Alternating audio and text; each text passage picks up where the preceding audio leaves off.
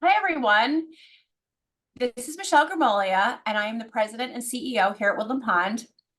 This is my weekly address for a Tuesday, and today is our very first Tuesday of 2024, January 2nd, and happy Tuesday to everyone.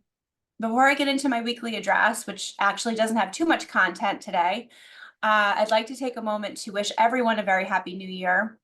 I'd like to also sort of put out into the universe, I guess, and manifest that I hope everyone has a year that, in whatever way you characterize it, is better than what your year was last year. We always have that sense of renewal as we go into the new year, and I don't think that there's an age limit on that. So, whatever your intentions are to make 2024 a better one, let's keep that in mind and we'll work on it together. All right, so why don't we get into the address for today and some updates. First and foremost, if you are living in independent living and over the last few hours, you've smelled the smell of either gas or oil. It wouldn't be oil because we don't use oil here, but we are in the process still of getting the large HVAC units that we've replaced in South, Central, and North Wing, calibrated and running properly with the vendor. So each time we shut those units on and off, there is some off-gassing that will happen. So just do keep that in mind. And if you are smelling that in the corridors in either South, Central, or North right now, certainly you can report it to concierge. And we encourage you to do that anytime you have a concern about things like that, but that is what's currently going on. Those units should be up and operational very soon.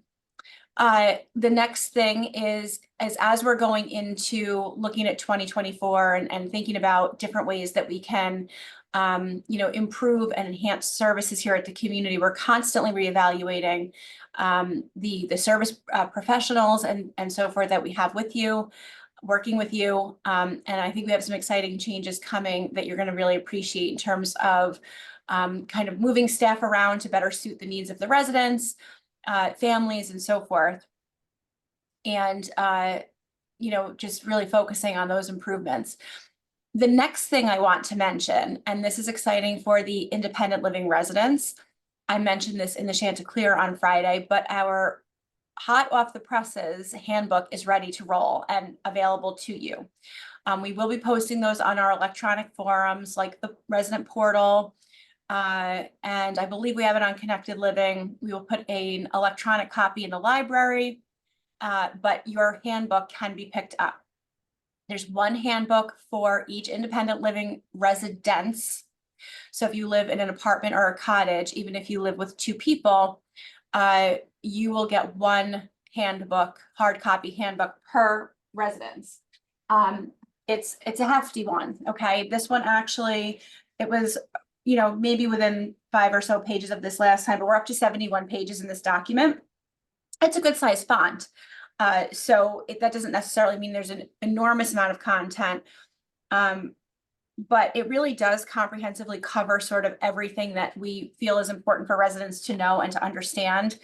And if you haven't had a chance to look at the Chanticleer from last Friday and understand the process of how this came to be in its current iteration, you can go ahead and look at the Chanticleer. But it was a very resident involved process, a very lengthy process. We had a very good working handbook and not a lot of the policies and procedures needed to be updated. We actually added a significant amount of content in certain areas that didn't exist before, more of just informational things like different ways that we communicate with you, the importance of the SARA messaging system and so forth. Where there were policy changes that needed to be made, again, none of them were significant in my opinion. Just things like making it clear that pets are not permitted in Dedrick's and the bank and so forth and things like that, is I think where we landed. Whereas maybe that wasn't as clearly delineated before, but the process was very, very iterative and very, again, resident involved. And that was done through an ad hoc committee that was created by a combination of residents working with Cameron Ilgner, who was our strategic initiative specialist. And they started over a year ago in reviewing the existing handbook, and that resident group then made proposed edits for me to review. I gave back, any comments or questions that I had. And then that went to the Residents Council. The Residents Council had all opportunity to review every single page of the book and provide questions, edits, things like that. And then anything that needed to be mutually agreed upon was, and then is included in the handbook as well. And then we had a couple of very generous residents make sure that the pagination and so forth for the table of contents was correct. Now, of course, like any of these documents, the minute we print it, there's got to be something in there that's outdated. There's probably a typo or two that all of us collectively missed.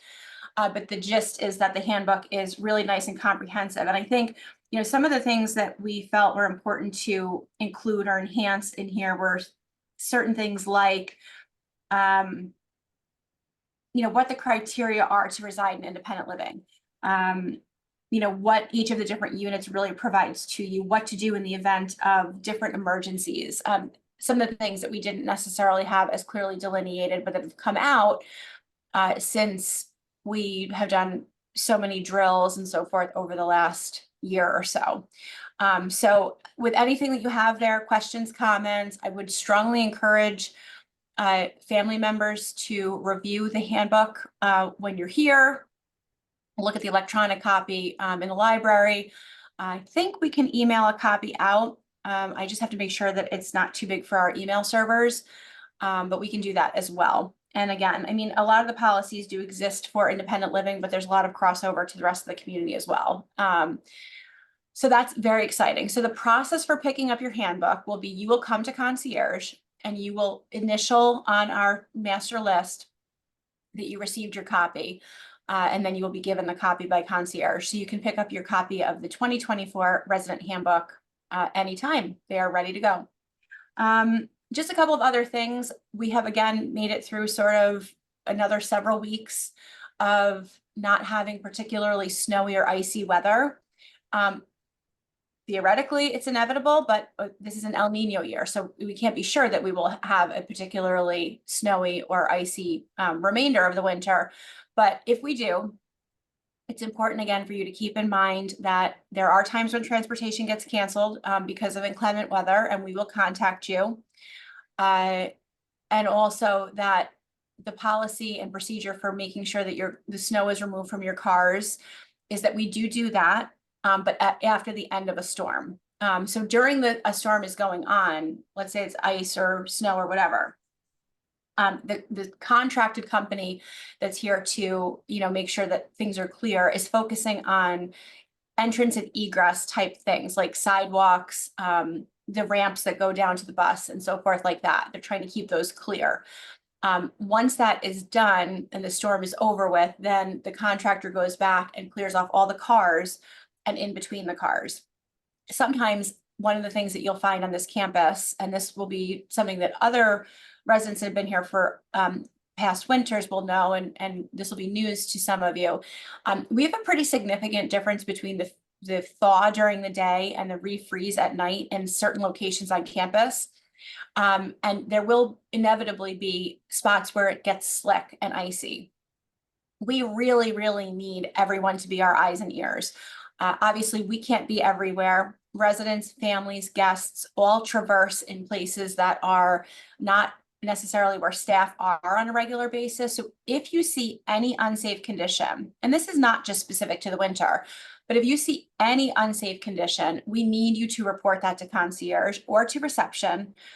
And that can be for anyone. That can be for a guest, a vendor, a staff member, somebody coming in to have their fingerprints done, because we can't be everywhere at one time. And it's very possible that you're going to see something before we do. The last thing I just want to mention, and this is kind of, I don't think, going to be a surprise to anyone, but I do really feel that it's absolutely critical that this be mentioned. We have had a very concerning uptick in the number of burnt food and burnt, I guess, vessels for food in the last 6 weeks. We've had more calls for that in the last 6 weeks than we had in the entire preceding year.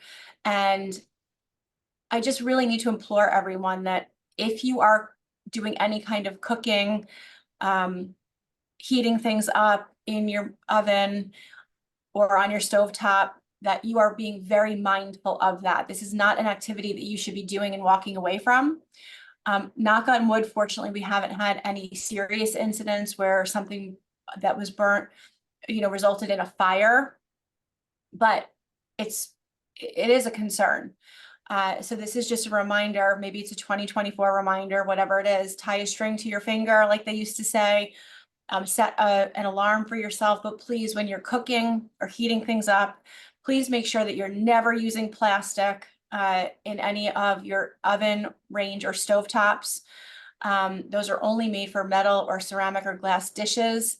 And please do not walk away from those cooking implements because, we are concerned that there's been such an uptick in the number of burnt food incidents. And we really do need to address that. So if you could just please be more mindful of that, it would be greatly appreciated, not only by us who are concerned about your safety and the safety of your neighbors, but also your neighbors will appreciate it too, because then they're not hearing the fire alarms going off. You need me, I'm in this week, you know where to find me. And I hope that you have a great first week of the new year. Thanks so much.